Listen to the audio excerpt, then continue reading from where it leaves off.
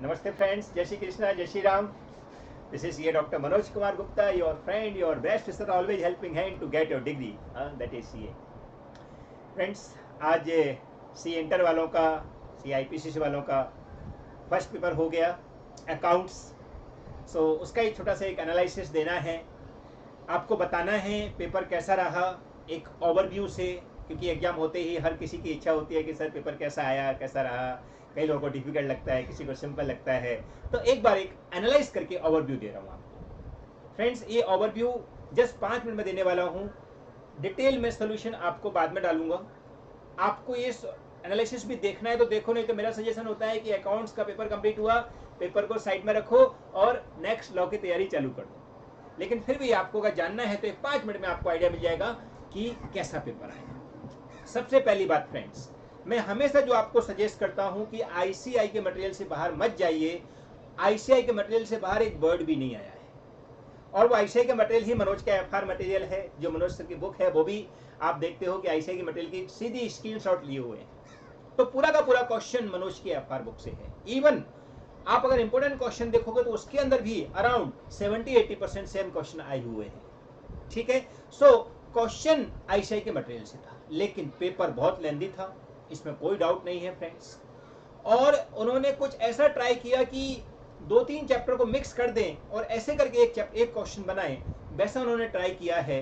कई क्वेश्चन के आंसर तो मेरे स्टूडेंट लोगों के फोन आए मेरे को 7-8 पेज में भरे हैं. इवन जो सेकंड नंबर का क्वेश्चन जो इन्वेस्टमेंट अकाउंट का है, उसमें कई बच्चों ने 7 to 8 पेज भरे हैं. तो आप समझ सकते हो पेपर बहुत लेंदी था. आपने 2-3 सप्लीमेंट्री लिए होंगे तब जाके कंप्लीट होगा.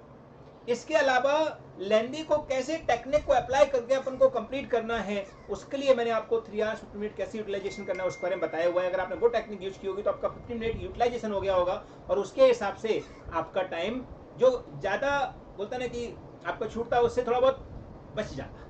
माने अगर आप बराबर 50 मिनट यूटिलाइजेशन करोगे तो आज शायद आपका पेपर न छूटता.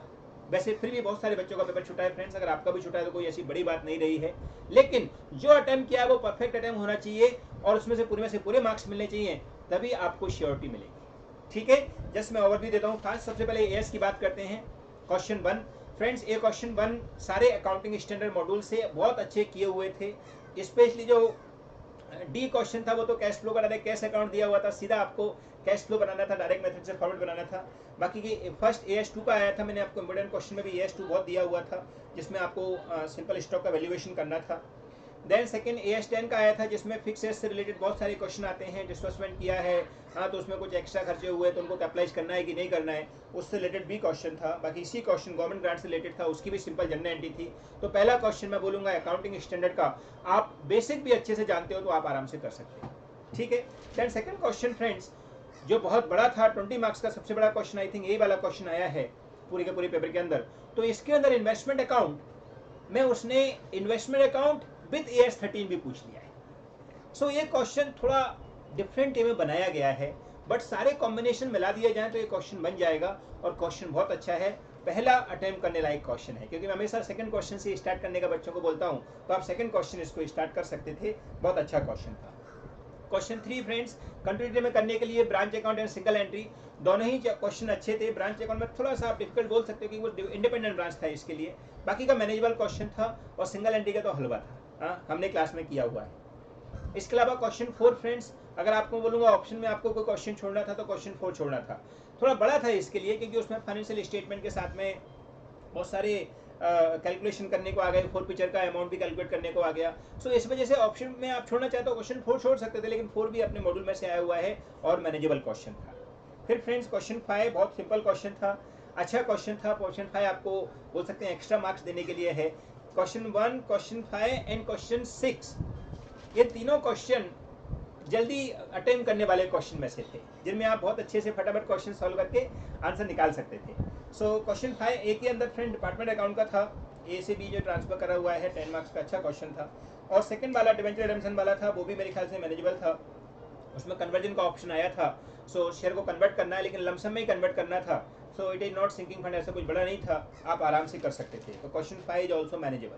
क्वेश्चन 6 जो कि फास्ट होने वाला था, लेकिन उसका फर्स्ट क्वेश्चन जो था क्वेश्चन 6 का ए, वो थोड़ा अटपटा था, वो कंपनी अकाउंट का था फ्रेंड्स होने को, लेकिन उसको ऑप्शन में छोड़ सकते हैं, उसमें भी ऑप्शन आता है ना इसके लिए, सो उसमें ऑप्शन में छोड़ सकते थे।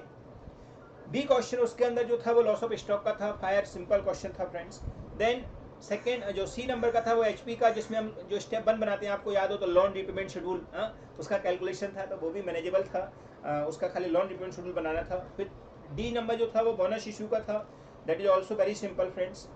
देन जो लास्ट था वो अगेन फाइनल अकाउंट का आ गया था, जिसमें पीपीआई का क्वेश्चन था, जिसके अंदर डायरेक्ट फीस दी हुई है, डायरेक्टर फीस वगैरह किस टाइप से एलोकेट करना है, तो प्री पोस्ट में कैलकुलेशन करने को था। तो हिसाब से क्वेश्चन 6, क्वेश्चन 5 एंड क्वेश्चन 1 ये थोड़ा इजी वे में था। बाकी क्वेश्चन 2, क्वेश्चन 3 भी थोड़ा डिफिकल्ट बोल सकते हैं, क्वेश्चन 4 थोड़ा डिफिकल्ट वे में थे, थोड़े लेंदी थे। और ओवरऑल फ्रेंड्स, जैसे मैं हमेशा बोलता हूँ, पहले पासिंग मार्क्स सिक्योर करना है, तो आपने तीनों क्वेश्चन में अच्छे से मास्टरी बना दी, तो मतलब आपके 60 मार्क्स यहाँ से सिक्योर हो गए हैं, जहाँ आप आराम से 50 उठा सकते हो। अब बचे हुए 3 क्वेश्चन में से 2 क्वेश्चन कोई करने हैं, तो वो 2 क्वेश्चन में से आप जो चाहो वो सिलेक्ट कर सकते हो, और वहाँ से भी आप आराम से एटलीस्ट 20 से 25 मार्क्स उठा सकते हो, तो एग्जाम्शन तुम्हारे हाथ में आ ही जाएगी, बराबर। सो आई होप फ्रेंड्स अच्छा गया आपका एग्जाम भी, क्योंकि जो एग्जाम का पैटर्न था, जैसा ऐसी एक्सपेक्टेशन होती है कि वो डिफिकल्ट तो देने वाला ही है, कुछ ना कुछ घुमा फिरा के तो उसका करने की इच्छा होती है, तो वैसा उसने दिया है। और फ्रेंड्स, ये जो कोविड सिचुएशन में आपने एग्जाम दिया है, वो भी एक बहुत बड़ा अचीवमेंट है। लेकिन अब मेरा एक सजेशन है, इस पेपर को एक साइड में रख दीजिए, आपके बहुत अच्छे मार्क्स आएंगे, आप बहुत अच्छे नंबर से पास भी होने वाले हो इस पर्टिकुलर सब्जेक्ट में। Now focus on law and sleep for 1 hour at least. All the best. जय श्री राम। Bye bye.